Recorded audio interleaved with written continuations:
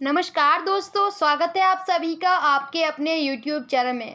Friends, आज हम लेकर आए एनएमएमएस के सेट का एक मॉडल पेपर है जो आपकी जो एनएमएमएस की परीक्षा होने वाली नवंबर दिसंबर के अंदर, तो उसके अंदर हमारा एक इम्पॉर्टेंट क्वेश्चन है। तो वीडियो को पूरा अंत तक ज़रूर देखिएगा और अगर आपने अभी तक हमारे चैनल को सब्सक्राइब नहीं किया तो सब्सक्राइब कर ले। चलिए वीडियो को शुरू करते हैं। आपका जो क्वेश्चन है, कन्नौज पर आधिपत्य को लेकर किस शासकों के बीच जो त्रिपक्षीय संघर्ष हुआ, यानी कि कन्नौज है ना, उस पर अपने आधिपत्य को लेकर जो ऐसे कौन से तीन शासक थे उनके बीच जो त्रिपक्षीय जो संघर्ष यानी कि त्रिपक्षीय लड़ाई हुई। तो इसका राइट आंसर होने वाला है आपके ये ऑप्शन नंबर बी, यानी कि गुर्जर प्रथियार और पाल वंश में क्या हुई थी, लड़ाई हुई थी। किसको लिखा है? किताब अल हिंद नाम पुस्तक किसने लिखी, यानी कि किताब अल हिंद की जो लेखक है वो कौन है? इसके लेखक आपके हैं अल बिरूनी। कौन है? किताब उल हिंद अल बिरूनी है ना, वो कहाँ के थे? उज्बेकिस्तान के थे। कहाँ के? उज्बेकिस्तान के, ठीक है ना। ये यात्रा वर्तमान लिखते थे।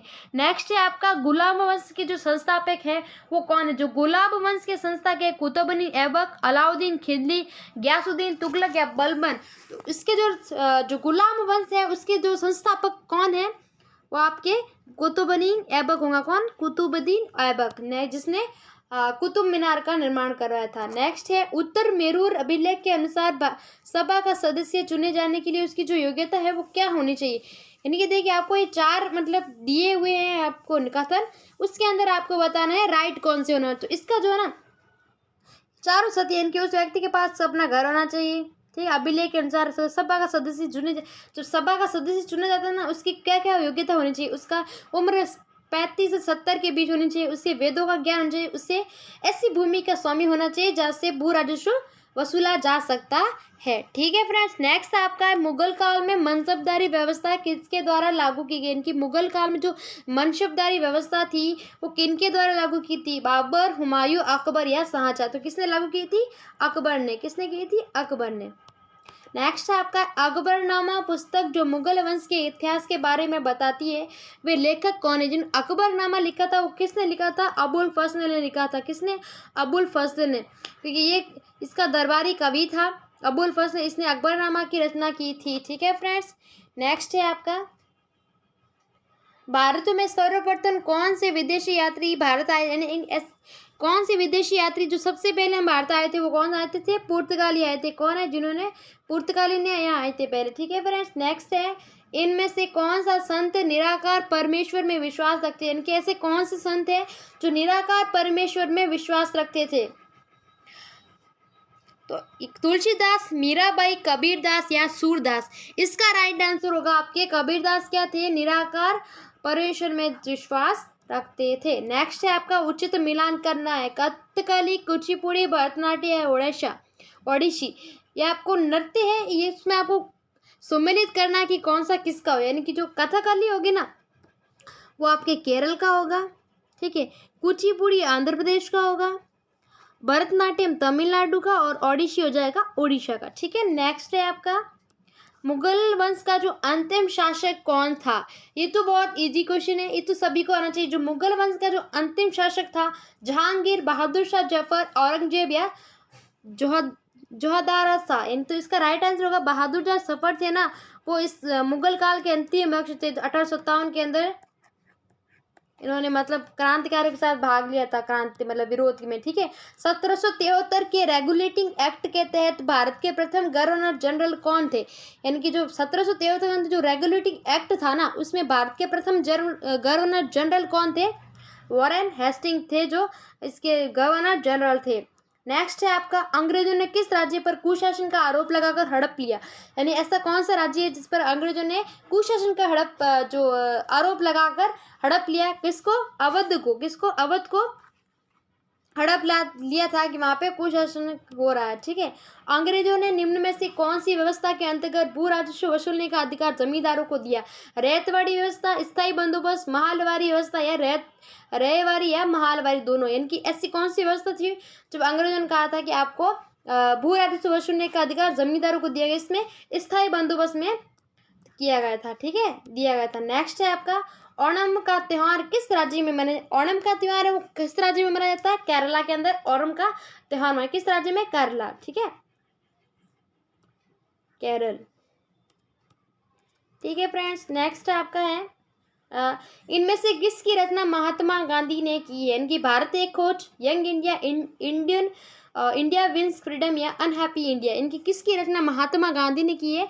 तो यंग इंडिया की रचना किसने की थी? महात्मा गांधी ने। नेक्स्ट है आपका कावेरी जल विवाद किन राज्यों में बीच जो कावेरी नदी है उसका जल विवाद किन राज्यों के अंदर है? वो आपके होगा कर्नाटका और तमिलनाडु में क्या है? कावेरी नदी के जल विभाजन को लेकर इनमें विवाद है, कर्नाटका और तमिलनाडु। नेक्स्ट है आपका एक ग्राम सभा का सदस्य होता है। ग्राम सभा का सदस्य क्या होता है? उस गांव का प्रत्येक निवासी जिसकी उम्र 18 वर्ष से पूरी हो चुकी है और मतदाता सूची में है। यानी कि एक ग्राम सभा का सदस्य वो व्यक्ति होता है जो गांव का प्रत्येक निवासी जिसकी आयु 18 वर्ष हो चुकी है और वो उसकी जो मतदाता सूची है ना, वोटर लिस्ट में उसका नाम होता है। ठीक है, नेक्स्ट है आपका मिड डे मील योजना सर्वप्रथम किस राज्य में शुरू की गई? जो मिड डे मील योजना है ना, वो सर्वप्रथम किस राज्य के अंदर शुरू की गई थी? तमिलनाडु में। कहाँ की गई थी? तमिलनाडु में मिड डे मील की सर्वप्रथम योजना की शुरुआत की गई। निम्न में से कौन सा स्थायी सदन है? इनके ऐसा कौन सा सदन, 3 सदन है इनमें से आपको बताना है ऐसा कौन सा सदन है जो स्थायी है। तो ये तो सबको पता है कि स्थायी सदन से कौन है? राज्यसभा है, जिसको कभी भी भंग नहीं किया जा सकता।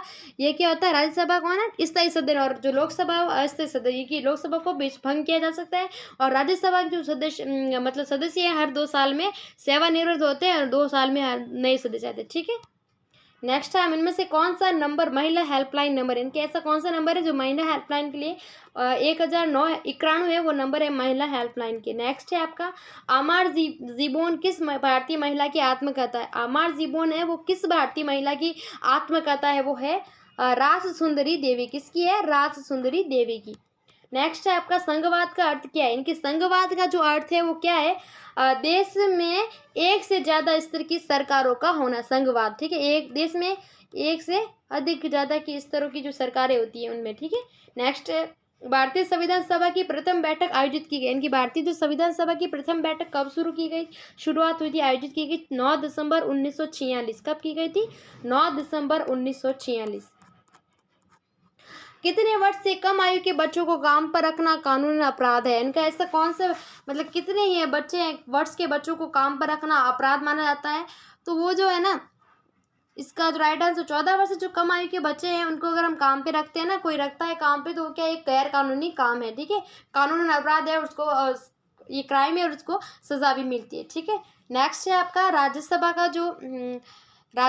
का सभापति कौन होता है? उस सदन से चुना गया सबसे वृद्ध व्यक्ति, उपराष्ट्रपति, प्रधानमंत्री या सदस्य वोट डालकर चुना जाता है। यानी कि ऐसे मतलब राज्यसभा का जो स्पीकर होता है ना, वो कौन होता है? सभापति। तो इसका राइट आंसर होगा आपके उपराष्ट्रपति होता है ना, वो राज्यसभा का क्या है?